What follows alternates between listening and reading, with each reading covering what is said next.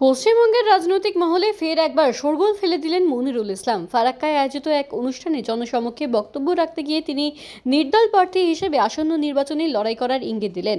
মূলত মুসলিম সম্প্রদায়ের অধিকার এবং বঞ্চনার কথা তুলে ধরে তিনি এই হুঁশিয়ারি দিয়েছেন। বক্তব্য চলাকালীন মনিরুল ইসলাম দাবি করেন যে তিনি গত 5 বছর ধরে মানুষের পাশে থেকে কাজ করেছেন এবং মুসলিমদের অধিকারের জন্য লড়াই করেছেন। তিনি অভিযোগ করেন তার এই বলিষ্ঠ ভূমিকা শাসক দলের অনেকেই ভালোভাবে নেয়নি। তিনি নিজেকে বলির পাঠা করা হয়েছে বলে ক্ষোভ উগরে দেন। মনিরুল ইসলাম সরাসরি বলেন, যদি ফারাক্কার মানুষ চায় তবে আমি নির্দল থেকেই লড়তে রাজি আছি। মুসলিমদের জন্য আমি রক্ত দিতেও প্রস্তুত। গণতন্ত্রের জনতাই শেষ কথা বলে। এদিন তার বক্তব্যে বারবার ধরা পড়েছে সম্প্রদায়ের প্রতি তার আবেগ এবং রাজনৈতিক বঞ্চনার প্রতি তীব্র প্রতিবাদ। ফারাক্কার সাধারণ মানুষের উৎসাহ থাকলে তিনি নির্দল হিসেবে দাঁড়িয়ে এক ঐতিহাসিক জয় ছিনিয়ে আনবেন বলে আত্মবিশ্বাস প্রকাশ করেন।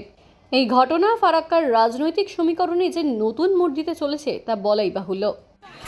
মুসলিমদের জন্য লড়াই করতে গিয়ে মমতা ব্যানার্জি এটা ভালোভাবে নেয়নি। যদি ফারাক্কার মানুষ চাই তাহলে আমি নির্দল থেকে জানাতে চাই, নির্দল থেকে জানাতে চাই, কারণ মুসলমানের জন্য আমি প্রাণ দিব, রক্ত দিব, জীবন পর্যন্ত দিতে আমি রাজি আছি। জীবন পর্যন্ত 5 বছর ধরে খাওয়া নেই, নেওয়া নেই, দেওয়া নেই, এমন কোন মানুষ আমার বাড়িতে গিয়েছে তাকে খালি হাতে ঘুরিয়ে পাঠিয়েছি। এই বিষয় তোমার এই মুসলিমকে বাঁচাতে গিয়ে মুসলিম বিদ্বেষী মুর্শিদাবাদে গোটা পশ্চিম বাংলাতে কোন মুসলিম বিধায়ক আওয়াজ উঠায়নি। এই মুসলিমকে বাঁচাতে গিয়ে আমার কথা অক্ষরে অক্ষরে মিলিয়ে নেবেন। যে কোনো জায়গাতে 1000-1200 ভোট আছে, সেখানে 700-800 এখনো একজুটিকে ছেড়ে রেখেছে। দেখেছি না রাখেনি, এদের ভবিষ্যৎ অন্ধকার করে রেখেছে। আর আজকে মনিরুল ইসলাম একজন মুসলিমের মুখ হতে গিয়ে বলির পাঠা।